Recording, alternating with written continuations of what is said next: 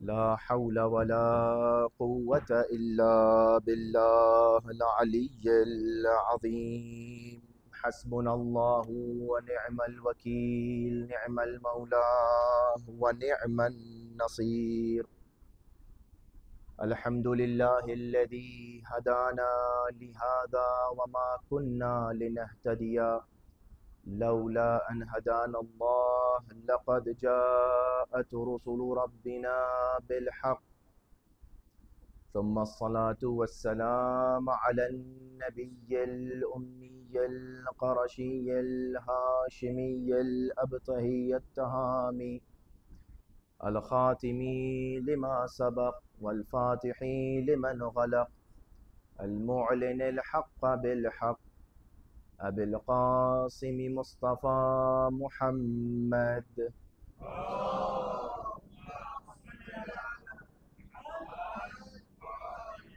व अहले बैतिहि अत्तय्यबीन अत्ताहिरीन अल-मअसूमीन अल-मज़लूमीन अल्लज़ीना ज़हबल्लाहु अन्हुमुर रिज्स व तह्हरहुम तत्हीरा।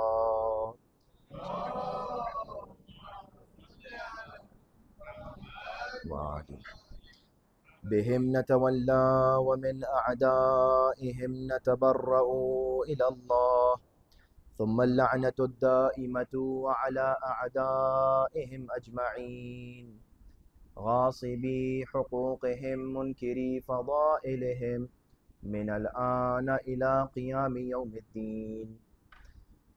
अम्मा बअदु फ़क़द क़ाल अल्लाहु तबारक व तआला फ़िल क़ुरआनिल मजीद वल फ़ुरक़ानिल हमीद व क़ौलुहुल हक़।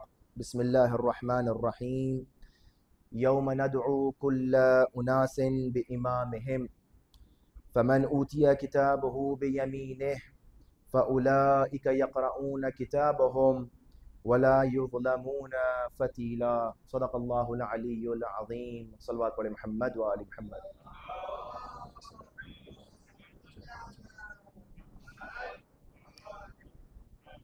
आज की इस अज़ीम शब के जो शब विलादत इमाम रऊफ़ सुल्तान अरब व अजम शाह खुरासान इमाम अली इब्न मूसा रज़ा अलैहिस्सलातु वस्सलाम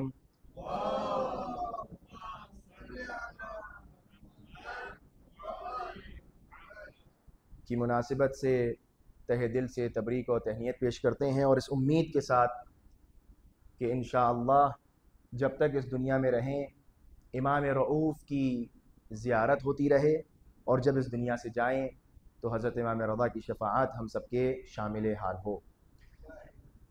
इमाम हुमाम, आठवें इमाम, आपकी तारीख़ मुतअद्दिद हवालों से आपके सामने गुज़श्ता अय्याम और गुज़श्ता साल भी अर्ज़ किया था कि कुछ बड़े अहम नुकात हैं इमाम की ज़िंदगी में।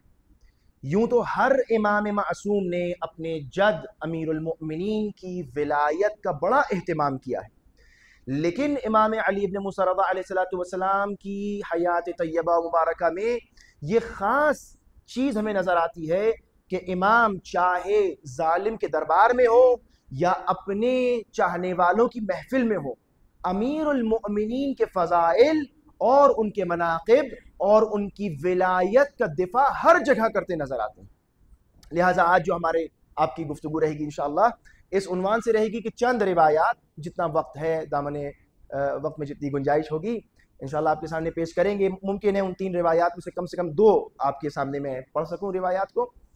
और देखिएगा इस ख़ास इमाम रज़ा अलैहिस्सलातु वस्सलाम के एहतिमाम को। ये मैसेज है, ये पैगाम है हम सब के लिए कि कितनी कोशिश करना चाहिए हज़रत अमीर की विलायत के लिए। और मैं ख़ास तौर पर इसलिए इस मौजू को आज चुना है कि ज़्यादा वक्त नहीं है, तकरीबन आप समझ लें 35-35 दिन बचे हैं गदीर के लिए। लिहाजा अभी से इमाम से दुआ मांगे कि इमाम खुद हमें तौफीक दे सबको कि उनके जद्द बुजुर्गवार की विलायत के लिए यौम गदीर ख़ास एहतमाम करें हम सब। ये तौफीक मांगने की चीज़ है। ये आप रिज़्क़ और रोटी और सेहत और आफियत और तूल उम्र के साथ साथ ये मांगे कि ए अल्लाह हम सब को ये तौफीक दे कि हमारे हाथों से अमीरुल मोमिनीन की विलायत का काम इस दुनिया में हो। ये बहुत बड़ी दुआ है, ये बहुत बड़ी दुआ है। लिहाजा परवरदिगार आलम ईरान का फरमा रहा है सूरह मुबारक इसरा की आयत नंबर 71 में कि यौमा नदउ कुल्ल उनासिन बिइमामिहिम, हम क़यामत के दिन हर इंसान को क्या उसकी नमाज के साथ बुलाएंगे, उसके रोजे के साथ बुलाएंगे, उसके हज के साथ बुलाएंगे, नहीं किसके साथ बुलाएंगे? हाँ, बात समझ में आ रही है? यानी उसके इमाम के साथ बुलाएंगे। यानी फुरुआत दीन का सवाल बाद में होगा, उसूल दीन में भी सबसे पहले इमामत का सवाल होगा। आयत करीमा है, वाज़ेह दलालत है कि अगर क़यामत के दिन बुलाए जाओगे तो किसके साथ बुलाए जाओगे? किसके साथ? अपने इमाम के साथ। मालूम यह हो रहा है कि क़यामत का ताल्लुक इमामत से है। क़यामत यौम जज़ा, यौम हिसाब, यौम इक़ाब, यौम हश्र, जो नाम देना चाहे, उसमें जो बुलाया जाएगा और सवाल किया जाएगा वो तुम्हारे इमाम का सवाल होगा। यौम नदउ कुल्ल उनासिन बिइमामिहिम फमन ऊतिया किताबहु बियमीनिह, बस जिसके हाथ में, जिसके दाहिने हाथ में, बियमीनिह उसके हाथ में, उसके दाहिने हाथ में उसके नाम आमाल दिए जाएंगे, उसकी बुक ऑफ डीड्स उसके हाथ में दी जाएंगी। फउलाइका यक़रऊन किताबहुम, वो बड़ी खुशी खुशी अपनी इस किताब को, अपने नाम आमाल को पढ़ेंगे। और जब पढ़ेंगे तो क्या पाएंगे? फला युज़लमून फतीला, जरा बराबर, रत्ती बराबर भी उनके ऊपर जुल्म नहीं हुआ। अब यह आयत बड़ी दिलचस्प है। यह आयत हमको बताती है कि इमामत का मफहूम कितना अजीम है। वो लोग जो डिस्प्यूट करते हैं, बहस करते हैं इख्तिलाफी मौज़ूआत के ऊपर कि नहीं इमामत नहीं खिलाफत होना चाहिए, आकर कुरान से पूछो कि क़यामत का ताल्लुक इमामत से है या खिलाफत से है। क्या कहा जा रहा है? हम तुमको बुलाएंगे यौम नदउ कुल्ल उनासिन बिइमामिहिम, वहां आपको आपकी इमाम के साथ बुलाया जाएगा, किसी ऐरे गैरे खलीफा के साथ नहीं बुलाया जाएगा। बात समझ आ रही है? हाँ, ये कुरान मजीद का एजाज है। ये हमारे लिए और आपके लिए एक पैगाम है कि हम अपने अकायद, हाँ इमाम जो है मुख्तलिफ मानों में होता है, कुरान भी इमाम है, नबी भी इमाम है, इमाम मासूम जिसको हम कह रहे हैं वो भी इमाम है, और इमाम अच्छा भी है, इमाम बुरा भी है। लेकिन क्या कहने उन लोगों के कि जब इमाम के साथ बुलाया जाएगा तो अमीरुल मोमिनीन फरमाएंगे ये मेरा है, हाँ ये मेरे साथ आना चाहिए इसको। ये खुशनसीबी है इंसान की कि कुल्ल यौम, उस दिन क़यामत के दिन क्या, कुल्ल उनासिन बिइमामिहिम नदउ कुल्ल उनासिन बिइमामिहिम, यानी हर एक को उसके इमाम के साथ बुलाया जाएगा। अब यहाँ पर इतनी कलामी और अकीदती बहस की जा सकती है, लेकिन मुझे जल्दी से उस रिवायत की तरफ आना है जो मैं इमाम रज़ा अलैहिस्सलाम के हवाले से पेश करना चाहता हूँ। अब जब इमाम के लिए और इमाम के लिए इतनी अहमियत हमारे सामने है कि इमाम के जरिए बुलाया जाएगा, तो एक बात और वाज़ेह हो जाना चाहिए कि जब इमाम के जरिए बुलाया जाएगा तो जरूरी है कि इमाम को पहचाना जाए। जब इंसान क़यामत में अपने इमाम को पहचानता ही नहीं होगा, जानता ही नहीं होगा कि किसके साथ मुझे जाना है, तो क्या हशर होगा? अब भाई जिसका जैसा इमाम उसका वैसा हशर, हाँ जिसका जैसा इमाम होगा उसका वैसा हिसाब होगा। लिहाजा खुश नसीब है वो लोग कि जिनका इमाम अली है, और खुश नसीब है वो लोग कि जिनका इमाम वो है कि जो कसीमुन नार वल जन्ना है, वो नहीं कि जो खुद अपने हिसाब में फंसे होंगे। कुछ ऐसे इमाम होंगे जो खुद अपना हिसाब नहीं दे पा रहे होंगे, अभी फदक का हिसाब बाकी होगा। समझ रहे हैं बात को? मैं हर चीज जो है खोल के नहीं बयान करूंगा, बात की जो है वो हुस्न समाअत के हवाले ये तमाम जुमले हैं कि इंसान इस बात पर तवज्जो करे कि नदउ उस दिन कुल्ल उनासिन बिइमामिहिम, ये मशरब है, ये इमामत का मशरब है, ये इमामत के अकायद हैं।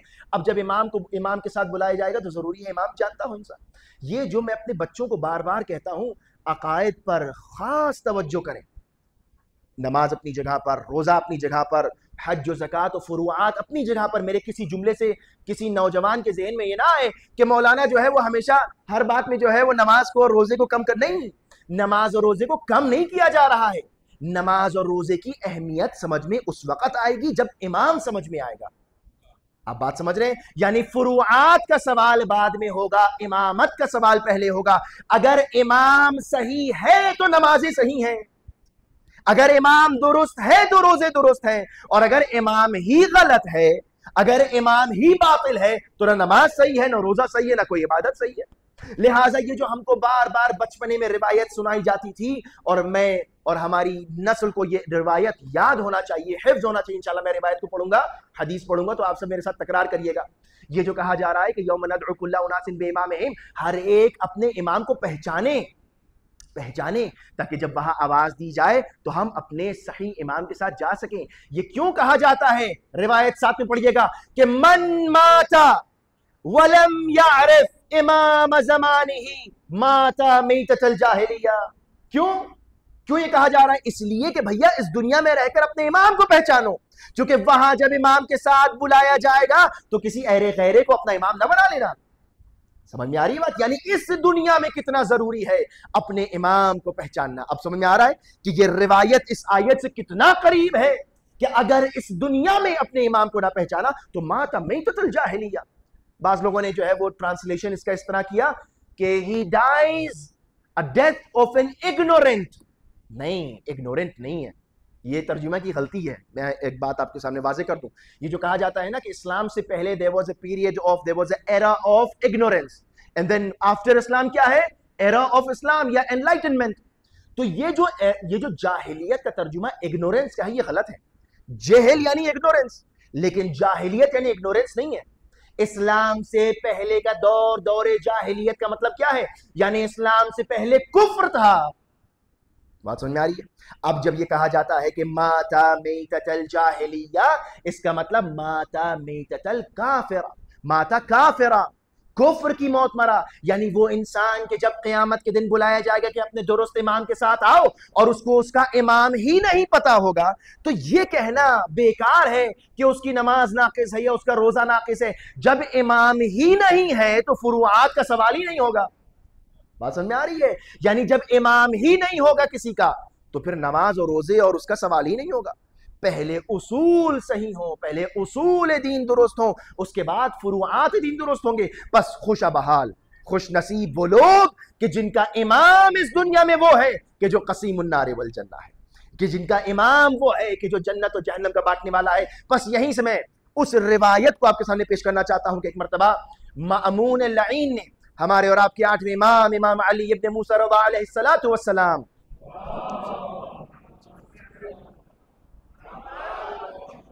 अब देखिएगा मैंने जो मुकद्दमा आपके सामने पेश किया है इसलिए पेश किया है, इतना तुलानी मुकद्दमा 10 मिनट का, इसलिए कि ये रिवायत समझ में आए कि किस तरीके से इमाम हुमाम अपनी पूरी उम्र अपने जद्दे अमजद अमीरुल मोमिनीन की विलायत और फजाइल को वाज़ेह करते रहे।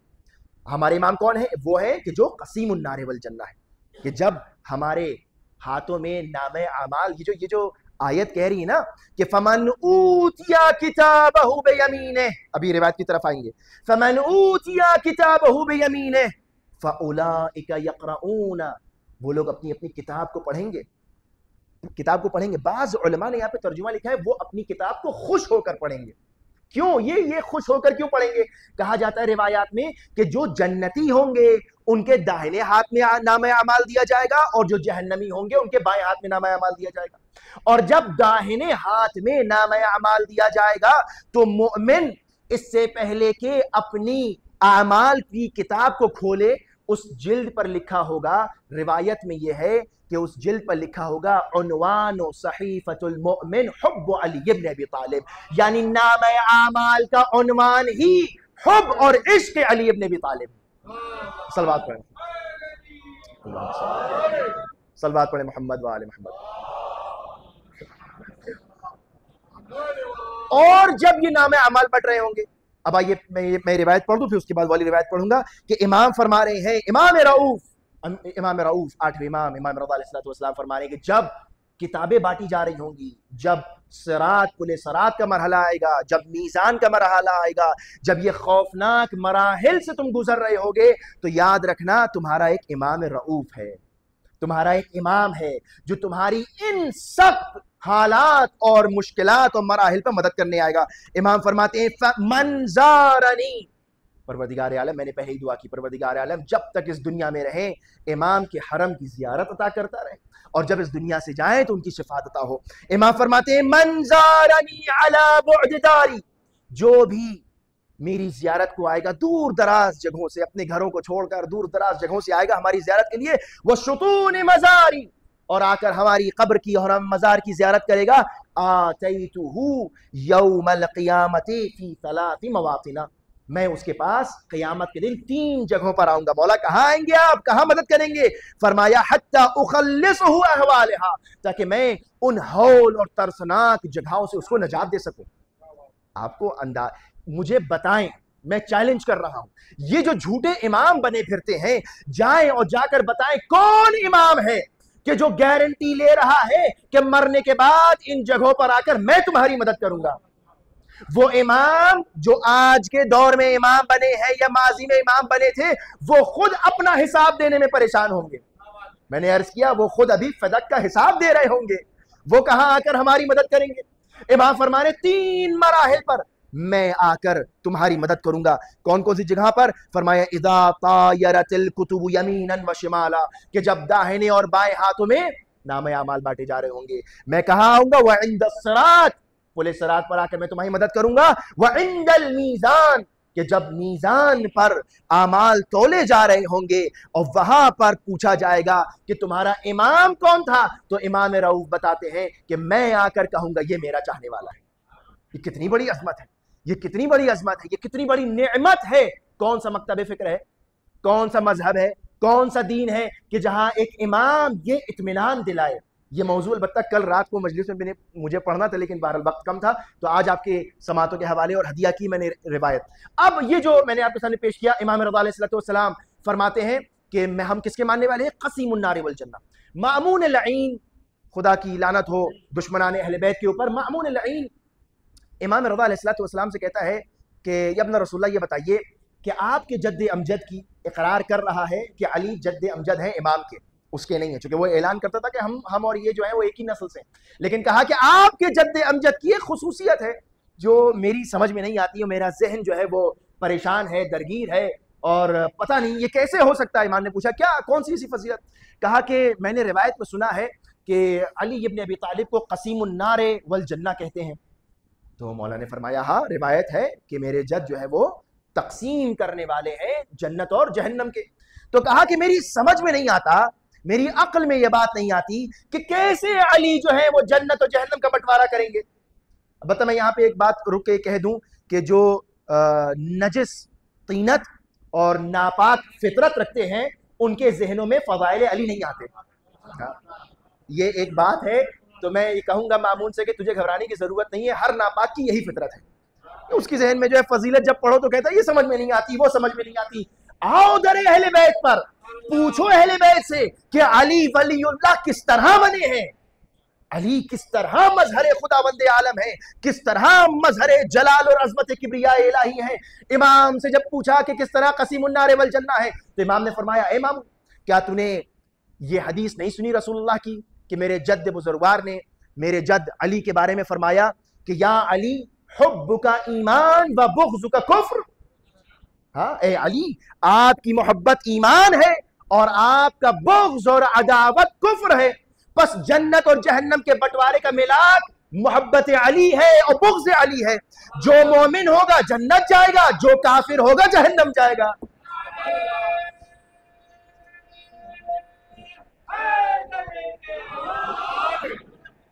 खुश हो गए लोग सुनने वाले वहां पर मौजूद, जिस तरह आप खुश हुए उस तरह वहां पर जनाब इमाम रज़ा अलैहिस्सलाम के सहाबी और बड़े करीब जनाब अबा सल्त हरवी बड़े खुश हुए।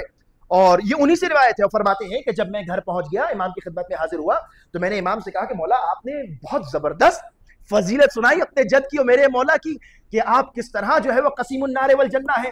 तो इमाम रज़ा अलैहिस्सलाम ने फरमाया कि देखो ए अबा सल्त, वो मामून था और उसके समझ और इस्तेदाद और सलाहियत में इतना ही था कि मैं उसको ये समझाऊं कि जो अली को चाहता है वो जन्नत में जाएगा और जो अली से बुग़्ज़ रखता है वो जहन्नम में जाएगा। यानी ईमान और कुफ्र मिलाक और मेयार है जन्नत में जाने और जहन्नम में जाने का। लेकिन ए अबा सल्त हरवी, चूंकि तुम खास हो लिहाजा बता रहा हूं, आप लोगों को इमाम बता रहे हैं, खास है ना, इमाम बता रहे सुनो कि किस तरह अली जन्नत और जहन्नम को बांटेंगे। इमाम ने फरमाया कि ऐ अबा सल्त हरवी, मैंने अपने अजदाद से सुना और उन्होंने हमारे जद अली से सुना कि अमीरुल मोमिनीन फरमाते हैं कि रसूल अकरम ने फरमाया, या अली, ऐ अली, अंता कसीमुन नार वल जन्ना यौमल क़ियामा, ऐ अली आप जन्नत और जहन्नम का बंटवारा करेंगे क़यामत के दिन। व अंता यौमल क़ियामा यतक़ूलु लिन्नार, आप जाकर जहन्नम से कहेंगे, आप जाकर आतिश जहन्नम से कहेंगे कि हादा ली व हादा लक, ये तेरा वाला है, ये मेरा वाला है। सलवात पढ़े मोहम्मद व आले मोहम्मद।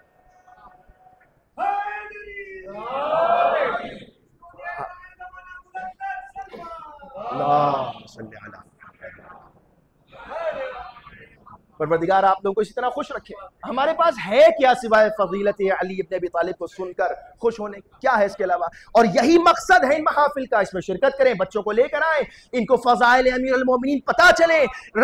ये मैंने आपसे अर्ज किया कि इमाम रज़ा अलैहिस्सलातु वस्सलाम की जिंदगी का एक जिहाद ये था कि अपने जद्द बुजुर्गवार की फजीलतों को बयान करना, उसकी नश्र व इशाअत करना, चाहे जहां पर हो।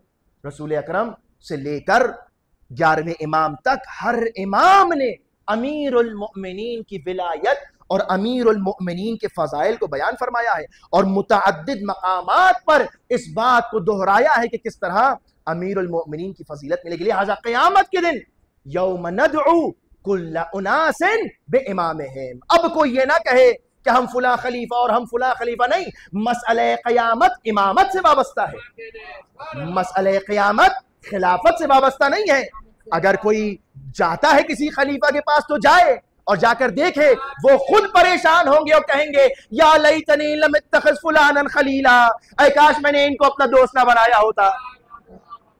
ये क्या मरहला है? ये क़यामत का मरहला है, ये वहां समझ में आएगा और इसकी खबरें हमें यहां दुनिया में दी गई हैं। लिहाजा अक्लमंद वो है कि जो चुने। इमाम फरमाते हैं, छठे इमाम फरमाते हैं, अला तुमज्जिदूना। अब वक्त बिल्कुल ख़त्म हो गया, मेरे पास 5 मिनट है, मुझे आखिर में एक ऐलान भी करना है। बस ये रिवायत आपके समातों के हवाले करता हूँ। 3 रिवायतें मुझे पढ़ना थी। एक रिवायत काफ़ी तूलानी है कि जिसके अंदर जिक्र है कि किस तरीके से जनाब आदम और जनाब हव्वा ने, आधी रिवायत में पहले पढ़ चुका हूँ आपके सामने, लेकिन आज इरादा था कंप्लीट रिवायत पढ़ेंगे, लेकिन अब वक्त नहीं है। किस तरीके से जनाब आदम और जनाब हव्वा को जन्नत से निकाला गया और क्या सबब बना कि उनको जन्नत से निकलना पड़ा। खुलासा रिवायत यह है कि जब आदम अलैहिस्सलातु वस्सलाम ने अमीरुल मोमिनीन की मंजिलत और मकाम को देखा तो ये तमन्ना दिल में आई, कोई बुरी बात नहीं थी, कोई बुरी बात नहीं थी, ये तमन्ना दिल में आई, ये तमन्ना दिल में आई कि ये तो हमारी औलाद में से होंगे, तो हम इनसे अफजल क्यों नहीं। बस ये सबब बन गया कि आदम को जन्नत से निकाल दिया गया। यानी अगर आदम हसद कर ले अली से तो जन्नत से निकाल दिए जाए, और अगर कोई सहाबी जलन और बुग़्ज़ और हसद में खलीफा रसूल बन जाए तो क्या हम उसको खलीफा मानेंगे? अगर अल्लाह जन्नत से निकाल रहा है तो हमें भी ये हक है कि हम उसको मिंबर रसूल पर नया बैठने दें, उससे दीन ना लें। जनाबे आदम और जनाबे हव्वा दोनों के साथ ये हुआ। रिवायत कहती है जनाबे हव्वा ने जनाबे फातिमतुज़ ज़हरा सलामुल्लाह अलैहा के मकाम को देखा और कहा कि काश ये मकाम मुझे मिल जाता। आदम की ज़ौजा ने हसद की फातिमा से तो जन्नत से निकाल दी गई, अब अगर रसूल की ज़ौजा हसद करें, आप समझिए बात को। ये वो बातें हैं कि जो रिवायात में है, कुरान की आयात में है। ये कोई इंसान अपनी तरफ से नहीं कह रहा है या कोई जज्बात में नहीं पढ़ रहा है, ये इंसान की अकीदे की बुनियाद है, असास है। मौलाना मुझे ये बताइए कि इमाम रज़ा अलैहिस्सलातु वस्सलाम की सियासी जिंदगी के हालात कैसे थे, जाइए जाके किताबें पढ़िए, मेरे पास हौसला नहीं है। मुझे जो बयान करना है वो ये कि इमाम रज़ा ने अपने जद अली की विलायत को जिंदा कैसे रखा, ये इंपॉर्टेंट है, ये जरूरी है। मौलाना ये बताइए कि जो है वो इमाम रज़ा ने खिलाफत को क्यों कबूल कर लिया, क्या असबाब थे, अच्छी बात है, बयान करेंगे, मैंने बयान किया भी है, लेकिन वो चीज कि जिसको खुद इमाम रज़ा ने अपनी जिंदगी का उन्वान करार दिया, इमाम रज़ा ने अपनी जिंदगी का मकसद करार दिया, वो क्या था? वो हुब्ब अली है, वो पैगाम नश्र और विलायत अली का इबलाग है, पहुंचाना है। रसूल अकरम की ये सीरत रही है। बहरहाल अब ये रिवायत इंशाल्लाह बाद में पढ़ेंगे किसी और वक्त, वक्त बहुत हो गया। अज़ीज़ान मोहतरम, हमारी और आपकी जिंदगी का मकसद रसूल अकरम की वसीयत है कि इन्नी तारिकुन फीकुम अस-सकलैन, मैं तुम्हारे दरमियान कुरान और अहले बैत को छोड़े जा रहा हूं। और तुर्रे इम्तियाज तशय्यो ये है कि हमारे पास दोनों चीजों में बैलेंस है। जिस तरह हम अहले बैत को मानते हैं उसी तरह कुरान को मानते हैं, जिस तरह कुरान को मानते हैं उसी तरह अहले बैत अलैहिस्सलातु वस्सलाम को मानते हैं। लिहाजा ये डिसबैलेंस नहीं होना चाहिए और हमारी कम्युनिटी और सोसाइटीज में भी इसका एहतमाम होना चाहिए। लिहाजा इसी बात को मद्देनजर रखते हुए ये मजालिस होती हैं, ये महाफिल होती हैं और मुख्तलिफ कुरानी फ़ालियतें, एक्टिविटीज़ हो रही हैं। आप सब जानते हैं रमज़ान मुबारक में कुरान को लेकर कितनी अहमियत दिखाई गई और आप लोगों ने देखा जब प्राइज डिस्ट्रीब्यूशन हुआ तो कुरान के कॉम्पिटिशन्स हुए। अल्हम्दुलिल्लाह we were successful in organizing multiple classes throughout these 4 or 5 or 8 maybe months, and we successfully conducted many classes. And my expectation was not such, but alhamdulillah we had good turnout, we had good attendance. But tonight I want to announce that we have already shared the announcement on the notification group, and I urge and I request and I try to somehow try to motivate my youth, the young, the elders, everyone to join this Quran competition which has been announced. Inshallah it will be held on the 24th or the 25th, I'm not sure about the dates, 25th of May inshallah ye organize hoga, and I request all of you to register in this Quranic competition. It is not because you can come and register and you might say that I might not pass, I might not get any position. It is not about getting a position. My mu'mineen and mu'minat, and I'm announcing this for mu'mineen inside listening to me and mu'minat and mu'mineen, everybody. It is all open. It is all open to everyone, ladies, gents. The only minimum age is 7 years. 7 years and above, you are allowed to do these registrations, and 60 plus people can also come in. Now, the only thing that I want to tell you and remind you that some of our brothers, they told me, Maulana, I've already, I have classes going on. I study Quran. Yes, you study Quran. It's good. You might be having 2 or 3 classes at home. But the most important thing is that we need to create a Quranic environment in our community. This Quranic environment is very important. ये कुरानी जो मुआशरा है, माहौल है, ये हमें बनाना है. Now everyone who is going to register in this Quranic competition will be contributing in the creation of this Quranic environment. The least you are going to do is that you are going to get the thawab of creating this Quranic environment, and this itself is thawab. ये खुद आपस में खुद अपने आप में एक मौजूयत रखता है.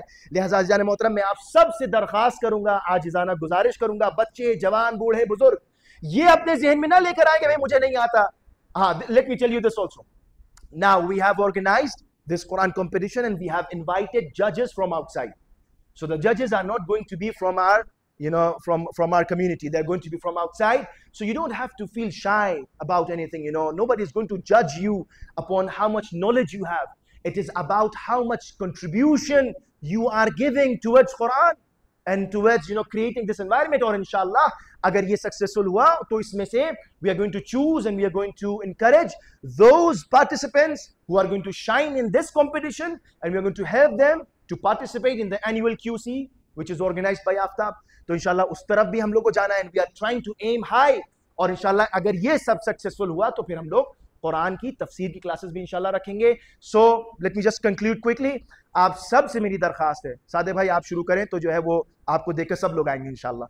सब लोग प्लीज, कोई एज लिमिट नहीं है. Please refer to that the PDF file which has been shared on the group, the ladies group and the gents group.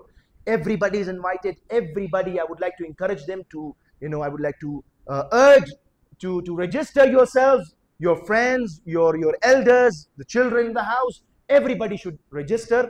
और आइए आके देखिए कि आप किस मरहले में हैं कुरान की निस्बत, और अगर कोई कमी है तो आप उसको दूर करें. ये आपके लिए है, इंसान अपने आप को एग्जामिन करे कि हम कहाँ पर खड़े हैं, कितना हमें आता है. और ये इसलिए नहीं कोई जीत हो जाएगा कोई हार जाएगा, नहीं, ये इसलिए है कि आप अपने आप को एग्जामिन करें, उसके बाद अपनी वो कमियां दूर करें. कुरान है, हम सबको नहीं मालूम कब कब तक ज़िंदगी हमारे साथ देगी, लेकिन कम अज़ कम ये फ़ुर्सत है, ये फ़ुर्सत फ़राहम की जा रही है। इंशाअल्लाह मैं आप सबसे दरख्वास्त करूँगा, ख़वातीन के अंदर भी और मर्दों के दरमियान भी, कि आप सब लोग ज़रूर जो है वो इसमें पार्टिसिपेट करें और बढ़ चढ़ कर ज़्यादा से ज़्यादा तादाद में इसमें इंशाअल्लाह हिस्सा लें। परवरदिगार आलम की बारगाह में दुआ है कि परवरदिगार हम सब के दिलों को मारिफत अहले बैत और नूर कुरान से मुनव्वर फरमा। परवरदिगारा जब तक इस दुनिया में रहे अहले बैत की ज़ियारत, और जब इस दुनिया से जाए तो अहले बैत की शफाअत हमारे शामिल हाल हो। परवरदिगारा तेरी बारगाह में ये इल्तिजा है कि जहाँ कहीं भी मुस्लिमीन बसते हैं, जहाँ कहीं भी मोमिनीन बसते हैं, उन सबकी जान माल इज़्ज़त व आबरू की हिफाजत फरमा। परवरदिगारा इस दुनिया में लड़ाई झगड़ा जंग कशीदगी, परवरदिगारा इंसानियत इस वक्त बहरानी कैफियत से गुजर रही है, मुसलमान इस वक्त बहरानी कैफियत से गुजरे। परवरदिगारा जहाँ कहीं भी जुल्म जोर और निफाक है, उसका परचम सरनगू फरमा। परवरदिगारा इस्लाम का परचम सरबलंद फरमा। परवरदिगारा हमारी जवान नस्लों के दिलों में मोहब्बत इश्क मवद्दत और मारिफत अहले बैत को रासिख फरमा। परवरदिगारा हम इस दुनिया से ना जाएं मगर ये कि हमारे वक्त के इमाम हमसे राज़ी और खुशनूद हो जाएं। परवरदिगारा ताजील फरमा ज़ुहूर सरकार इमाम ज़माना में। रब्बना तक़ब्बल मिन्ना इन्नका अंतस समीउल अलीम व आखिरु दअवाना अनिल हम्दुलिल्लाहि रब्बिल आलमीन।